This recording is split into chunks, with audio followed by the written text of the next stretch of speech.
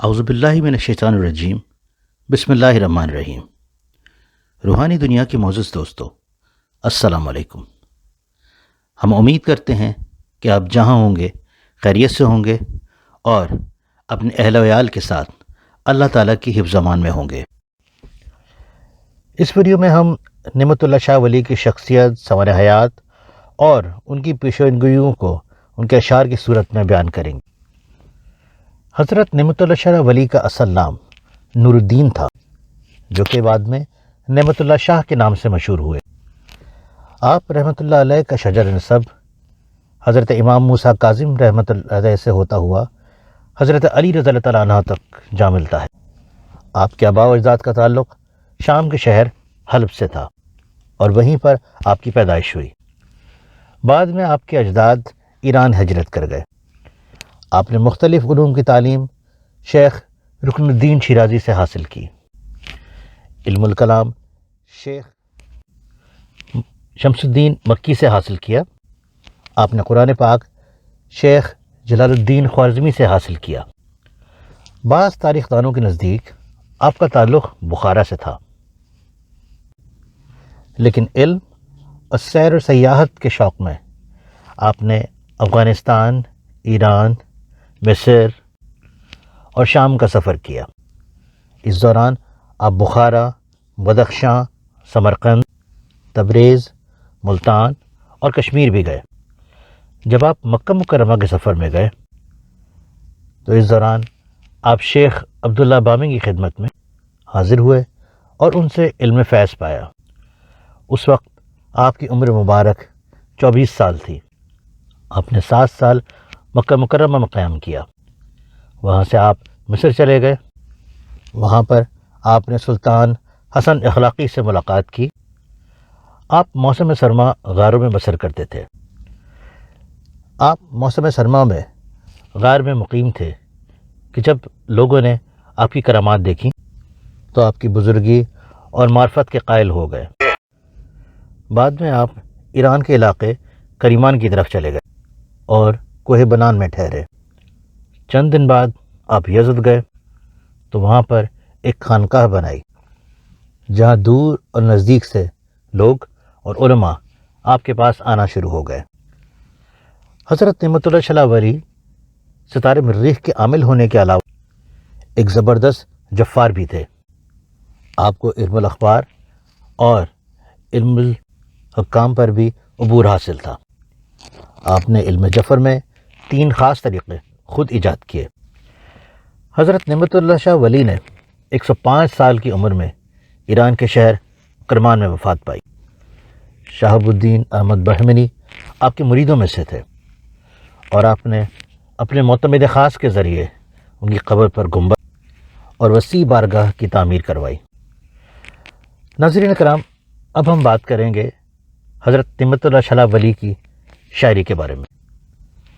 ناظرین کرام، اللہ تعالیٰ کی ذات جسے چاہے انسان کو اس کی عبادت اور ریاضت ولی، غوث، قطب، ابدال کے درجے پر فائز کر دے اور اس عہدے پر پہنچانے کے بعد اس پر کشف و کرامات کا ظہور کر دے۔ اسی طرح اللہ تعالیٰ نے حضرت نعمت اللہ شاہ ولی کو کشف کی قوت سے نوازا، جس کو آپ نے اپنے اشعار کی صورت میں بیان فرمایا۔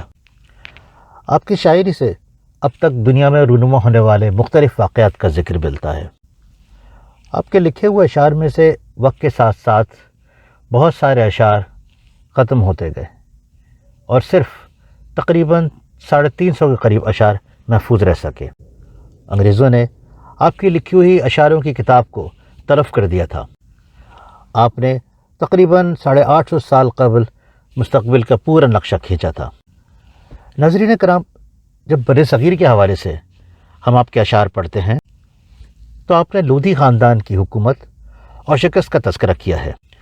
آپ نے مغلیہ خاندانوں کے بادشاہوں کا ذکر ان کے ناموں کے ساتھ کیا ہے، ماں سوائے اورنگزیب عالمگیر کے۔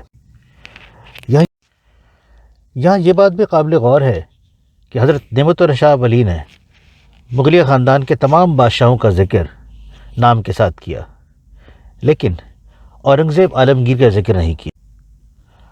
اورنگزیب عالمگیر کا ذکر وہ شاید اس لیے نہیں کرتے کہ اس نے اقتدار کے لیے اپنے باپ اور بھائیوں کو مروایا تھا۔ آپ نے نہ صرف مغلیہ خاندان کے عروج و زوال اپنی شاعری کے ذریعے بیان فرمایا ہے، بلکہ انگریزوں کی بر صغیر میں حکومت کا بھی ذکر کیا ہے اور انگریزوں کی حکومت کی مدت بھی بیان کی ہے۔ آپ نے اپنی شاعری میں جنگ عظیم اول اور جنگ عظیم دوم کا بھی ذکر کیا ہے، حتیٰ کہ آپ نے مرنے والوں کی تعداد بھی بیان کی ہے۔ آپ جب انگریزوں کی بر صغیر میں حکومت کا ذکر کرتے ہیں تو ان کی واپسی کا وقت بیان کرتے ہوئے بتاتے ہیں کہ انگریز حکومت جب بر صغیر چھوڑ کر جائے گی تو یہاں پر ایک فساد چھوڑ کے چلی جائے گی، اور اگر ہم غور کریں تو وہ فساد آج بھی موجود ہے مسئلہ کشمیر کی صورت میں، اور اس مسئلے کی وجہ سے پاکستان اور انڈیا کے درمیان 2 بڑی جنگیں بھی ہو چکی ہیں۔ یہ وہی کشمیر ہے جس کو حضرت قائد اعظم رحمۃ اللہ علیہ نے پاکستان کی شہرک قرار دیا ہے۔ آپ نے اپنے اشعار میں 1965 کی جنگ کا اور فتح کی نوید بھی سنائی ہے، یہاں تک کہ 1971 کی جنگ کے بارے میں بھی بتایا ہے اور 71 کی جنگ کے فساد کا بھی تذکرہ کیا ہے۔ یہاں یہ بات بھی قابل غور ہے کہ یہ سارے واقعات آپ نے آج سے 800 سال پہلے بیان فرمائے ہیں۔ اب ہم مستقبلی کچھ اہم پیشن گوئیوں کا ذکر کرتے ہیں اور ان سب کو آج کے سینیریو میں دیکھنے کا غور کرتے ہیں۔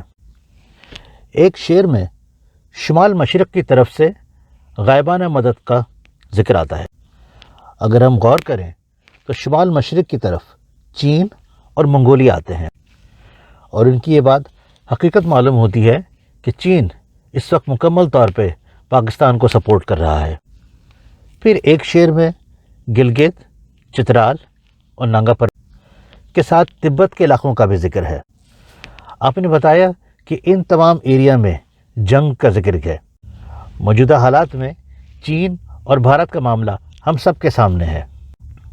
بھارت کی مدد امریکہ اور اسرائیل کر رہے ہیں، یہاں تک کہ تبت کے دلائی لاما کو کھڑا کرنے میں بھی بھارت اور امریکہ کا ہاتھ ہے، اور اس کا اثر و رسوخ تبت کے علاقے میں بہت زیادہ ہے۔ اسی طرح لوگ مسلمانوں کی مدد کے لیے ترکی، عربی اور مشرق وسطی سے دیوانہ وار لوگ آئیں گے۔ اگر ہم غزوہ ہند کا ذکر کریں جس کی نوید ہمارے نبی حضرت محمد صلی اللہ علیہ وسلم نے بیان فرمائی ہے، اور اگر اس بشارت کو ہم حضرت نعمت اللہ شاہ ولی کے اشعار سے جوڑتے ہیں تو اس میں ترکی، عربی، ایران اور مشرق وسطی سے لوگ جوق در جوق جذبے کے ساتھ آئیں گے، اور اہل کابل یعنی افغانستان سے بھی لوگ کفار سے جنگ کے لیے مکمل جذبے کے ساتھ آئیں گے۔ ایک شعر میں حضرت نعمت اللہ شاہ ولی نے دریا اٹک یعنی دریا سندھ کا خون 3 دفعہ کفار کے خون سے لال ہونے کا ذکر کیا ہے۔ اگر ہم 2 شعر جس میں ایک میں تبت کے علاقے کا ذکر ہے اور دوسرے شعر جس میں دریا اٹک کا خون 3 دفعہ کفار کے خون سے لال ہونے کا ذکر ہے، ان دونوں کو ملا کر پڑھیں تو یہاں یہ نظر آتا ہے کہ جنگ تبت اور اس کے علاقوں سے شروع ہوتی ہوئی کشمیر اور پنجاب کے علاقے تک آ سکتی ہے۔ دوسرا، براستہ بھارت سے جنگ ہوتے ہوئے بھارت لاہور سے آگے تک کے کچھ علاقوں تک قبضہ کر سکتا ہے، جس کو مسلمان دوبارہ فتح کرتے ہوئے دشمنوں کو پیچھے دھکیلیں گے۔ یہاں آج کل کے دور میں جو انڈیا اور امریکہ کے درمیان بیکا ایگریمنٹ سائن ہوا ہے، ہم اس کو نظر انداز نہیں کر سکتے، کیونکہ اس جنگ کی صورت میں جہاں یہ کہتے ہیں کہ لاہور کفار کے قبضے میں چلا جائے گا، وہاں یہ عین ممکن ہے کہ یہ جنگ امریکہ، اسرائیل اور بھارت تینوں مل کے ہمارے ساتھ لڑیں اور ہم اپنا کچھ علاقہ کھو دیں۔ کچھ اور بزرگان دین بھی اس بارے میں، جیسے سید سرفراز شاہ صاحب، وہ کہتے ہیں کہ پاکستان پر پہلے ایک ہتھوڑا پڑے گا، شاید یہ وہی ہتھوڑا ہے، لیکن اس کے بعد پھر اللہ تعالیٰ کی نصرت آئے گی اور مسلمان کفار کو دھکیلتے ہوئے پیچھے لے جائیں گے، اور یہاں پر 3 بار دریا اٹک کا پانی کفار کے خون سے سرخ ہوگا، اور مسلمان قبضہ کرتے ہوئے گنگا اور جمنا ان کے نزدیک کے علاقوں پر بھی قبضہ کر لیں گے اور وہاں پر ہی دہلی پر اسلام کا پرچم لہرائے گا۔ حضرت نعمت اللہ شاہ ولی نے یورپ اور انگلستان کی تباہی کا بھی ذکر کیا ہے۔ حضرت نعمت اللہ شاہ ولی جب آخر الزماں کے بارے میں اپنے اشعار کا ذکر کرتے ہیں تو ایک شعر میں فرماتے ہیں کہ اے نعمت اللہ شاہ خاموش ہو، رب کے رازوں کو ظاہر نہ کر۔ حضرت نعمت اللہ شاہ ولی کے جو اشعار ہم تک پہنچے ہیں وہ لگ بھگ 300 یا 350 کے قریب ہیں۔ حضرت نعمت اللہ شاہ ولی اپنی پیشن گوئی میں فرماتے ہیں کہ تم یہ دیکھو گے کہ قاضی کی مسند پر جاہل ترین لوگ براجمان ہوں گے جو عوام سے ہر بہانے سے رشوت طلب کر کے فیصلے کریں گے۔ اگر قاضی کو چند سکے رشوت کے طور پہ دو گے تو وہ شکاری کتے کی طرح بہانے سازی کر کے تمہارا معاملہ طے کر دے گا۔ نماز روزہ مسلمانوں میں سے ختم ہو جائے گا اور میلاد ختم اور محرم وغیرہ کی محافل تزکیے کے مقصد سے نہیں بلکہ محض دکھاوے کے لیے منعقد کی جائیں گی۔ کفار مسلمانوں کو بتائیں گے کہ تمہارا دین کیا ہے اور یہ کافر مسلمانوں کو حج اور نماز سے روکیں گے۔ آج آپ کے سامنے صورتحال موجود ہے کہ حج عمرہ سب کچھ بند کر دیا گیا ہے، یعنی ہم کفار کو فالو کر رہے ہیں، وہ ہمیں بتا رہے ہیں کہ تم یہ کرو اور تم یہ نہ کرو، حالانکہ نبی پاک صلی اللہ علیہ وسلم نے فرمایا ہے کہ مدینے کے راستوں پر فرشتے ہیں، نہ اس میں طاعون آ سکتا ہے اور نہ ہی دجال۔ اس کے باوجود بھی عمرے بند ہیں، حج اور نمازیں بند ہیں۔ آب زمزم کے بارے میں کہ اس میں شفا ہے، آپ اس کو جس بھی چیز کے بارے میں پئیں، جس بیماری کے بارے میں پئیں، اللہ تعالیٰ آپ کو شفا دیتا ہے۔ تو کیا کرونا کا علاج آب زمزم سے نہیں ہو سکتا؟ یہ ایک سوال ہے۔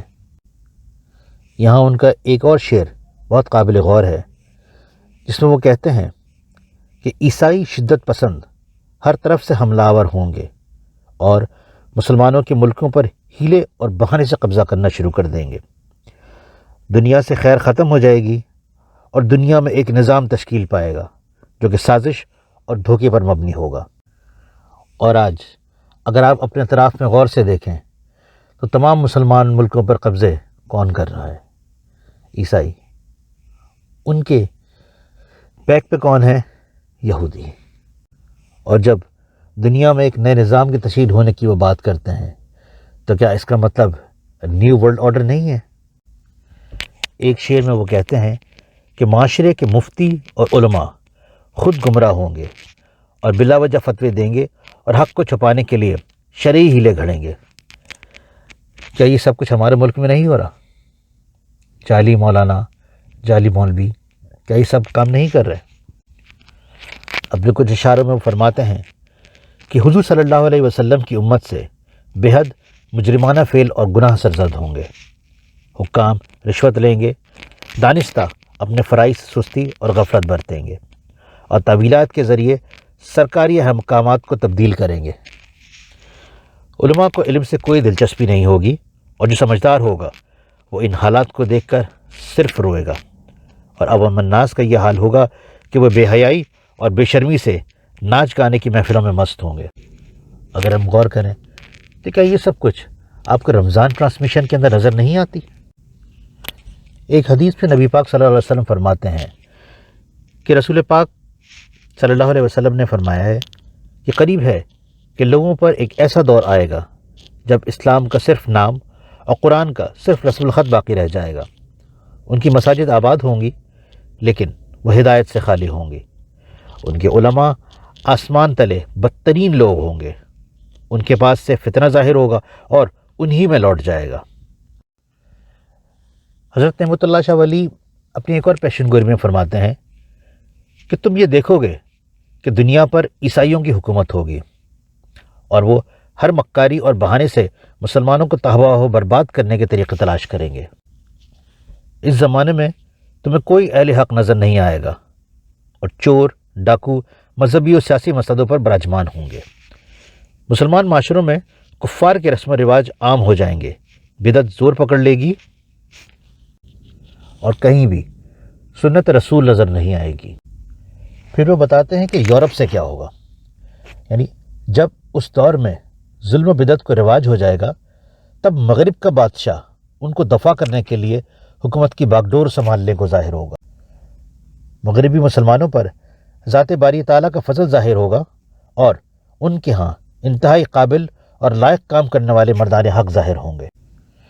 اس کے بعد وہ فرماتے ہیں کہ ہندوستان میں 40 سال اسلام کا غلبہ رہے گا اور اس کے بعد ایران کے شہر اصفہان سے دجال کا ظہور ہوگا۔ پھر اچانک حج کے ایام میں امام مہدی علیہ السلام ظاہر ہوں گے۔ ان کے ظاہر ہونے کی یہ خبر دنیا میں مشہور ہو جائے گی۔ دجال کے اس فتنے کو مٹانے کے لیے عیسیٰ اور مہدی آخر الزماں ظاہر ہوں گے۔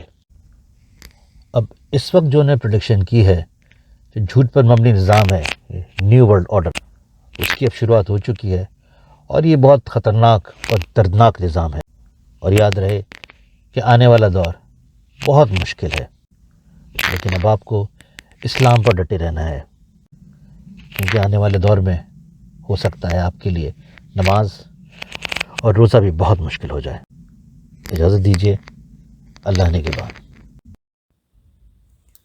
دوستو، اگر آپ کو ہماری کاوش اچھی لگی ہے تو ہمارے چینل کو لائک اور سبسکرائب ضرور کیجیے، اور کمنٹس میں بتائیے کہ آپ کس بزرگ ہستی کے بارے میں جاننا چاہتے ہیں۔ ہم پوری کوشش کریں گے کہ ان کے بارے میں مکمل معلومات لے کے آپ تک پہنچائیں۔ بہت شکریہ۔